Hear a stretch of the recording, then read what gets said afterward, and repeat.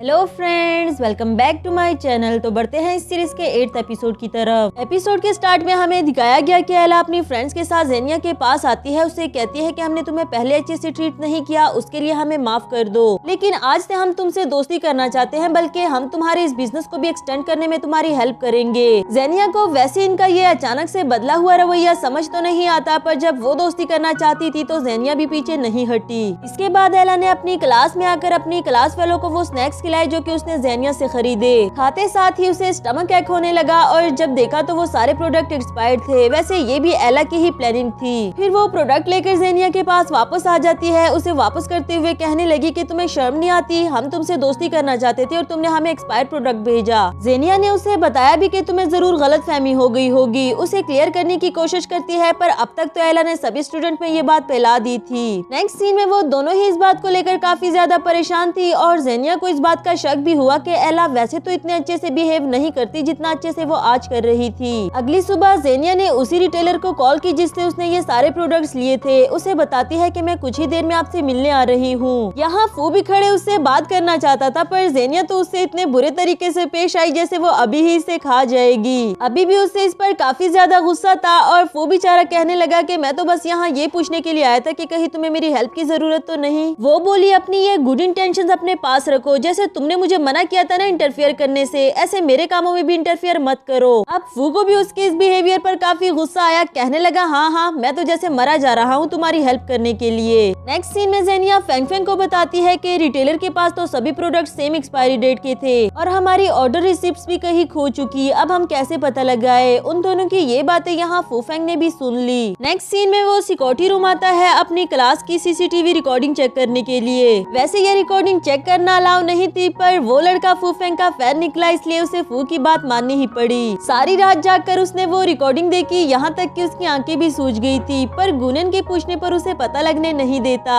सिर्फ इतना बताया कि रात के अंधेरे में किसी ने हमारी क्लास में जाकर जेनिया के प्रोडक्ट्स चेंज कर दिए थे ताकि उसे फंसा सके। तुम ये रिकॉर्डिंग सबको दिखाकर उसे इनोसेंट प्रूफ करवा देना, पर प्लीज जेनिया को इस बारे में मत बताना कि ये रिकॉर्डिंग मैंने निकलवाई। गुनन बोला कि एक तो अभी तक मुझे तुम दोनों का रिलेशनशिप समझ में नहीं आया, वैसे तो इतना लड़ते रहते हो और जब हेल्प करने पर आओ तो अपनी हदें ही पार कर देते हो। नेक्स्ट सीन में गुनन ने वो रिकॉर्डिंग सबको दिखाकर बताया कि जेनिया को फंसाने की कोशिश की गई और इसके पीछे किसका हाथ है हम ये भी जल्दी पता लगा लेंगे। इस पर जेनिया तो बड़ी खुश हो जाती है और एला को अपनी फिक्र होने लगी। इसके बाद क्लास में टीचर फू के पास आती है, उसे फौरन से अपने ऑफिस में आने के लिए कहा, जबकि जेनिया को इस बात का अंदाजा पहले से ही था कि जरूर उसके टेस्ट में गंदे मार्क्स आए होंगे हमेशा की तरह। गुनन को बताया कि मैं और फेंग फेंग तुम्हें थैंक यू कहने के लिए डिनर ट्रीट करना चाहते हैं, इसलिए मना मत करना।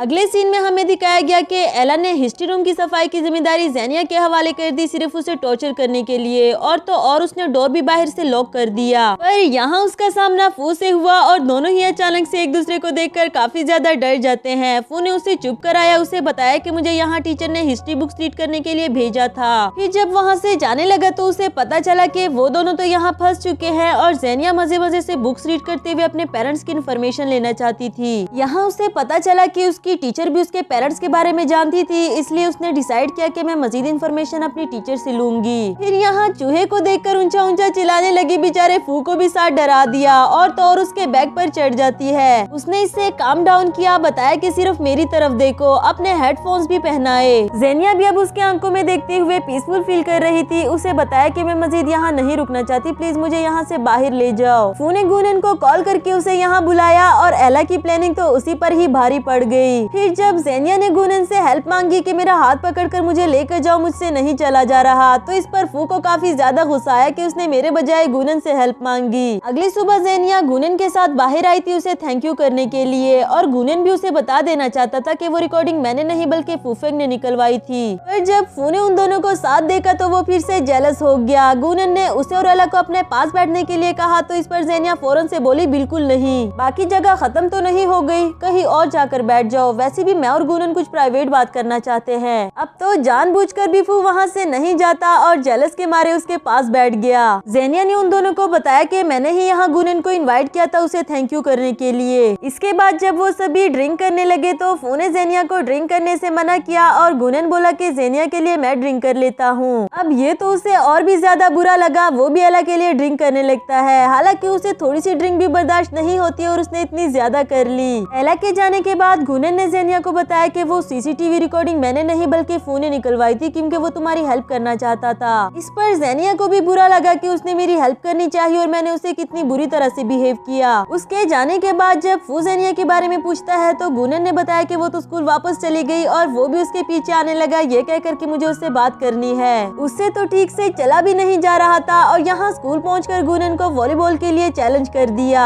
इतना अच्छा तो उसने आज से पहले कभी भी नहीं खेला जितना अच्छे से वो आज रंग होकर खेल रहा था। गुनन हैरान होने के साथ साथ उसके साथ खेलते खेलते भी थक गया। इसके बाद वो गर्ल्स हॉस्टल चला गया। सबके डोर पर नॉक करते हुए जेनिया को ऊंची ऊंची आवाजें लगा रहा था, जबकि जेनिया को लगा कि शायद यहाँ कोई लड़का आकर किसी लड़की को प्रपोज करने वाला है। चलो जरा हम भी देखे, मजा आएगा। जब यहाँ कर देखा तो वो तो फू था जो स्पीकर में उसे ऊंची ऊंची आवाजें लगा रहा था। जेनिया इसके पास आकर इसे डांटने लगी कि तुम रात के इस वक्त यहाँ क्या कर रहे हो। वो बोला आराम से बोलो, किसी को पता लगने ना दो कि मैं यहाँ आया हूँ, मैं तुमसे कुछ पूछना चाहता था। जेनिया ने उससे पूछने के लिए कहा और वो बोला कि तुम्हारा उस गुनन और हान से क्या रिलेशनशिप है। जेनिया कहने लगी क्या मतलब है तुम्हारा, वो दोनों सिर्फ मेरा बिजनेस एक्सटेंड करने में मेरी हेल्प कर रहे हैं। इस पर फू ने उसे अपना वॉलेट अपना सब कुछ निकाल के दे दिया कि तुम्हें पैसों की जरूरत है ना, ये देखो मेरे पास बहुत है, तुम सारे रख लो, लेकिन क्या तुम प्लीज उन दोनों को मेरी खातिर नहीं छोड़ सकती क्योंकि तुम सिर्फ मेरी हो। उसे किस भी करने ही वाला था लेकिन लकीली बच गई। एंड टाइम पर गुनन भी पहुंच जाता है उसे संभालने के लिए। कहने लगा कि फू ड्रंक था, मुझे बता रहा था कि तुमसे कुछ जरूरी बात करना चाहता है, क्या इसने तुम्हें कुछ बताया? बट जेनिया ने फू की कही हुई बातें गुनन को नहीं बताई और उसको यहाँ से ले जाने के लिए कहा। इसके बाद हमें अगली सुबह का सीन दिखाया जाता है जहाँ क्लास के सभी स्टूडेंट्स इन दोनों के बारे में बातें कर रहे थे और जेनिया तो बेचारी इतनी ज्यादा एम्बेरस थी कि उन्हें कुछ कह भी नहीं पा रही। वही फू भी आ जाता है, उसे भी अपने रात के किए हुए सारे कारनामे याद थे। इन सबको इग्नोर करते हुए अपनी सीट पर चला गया।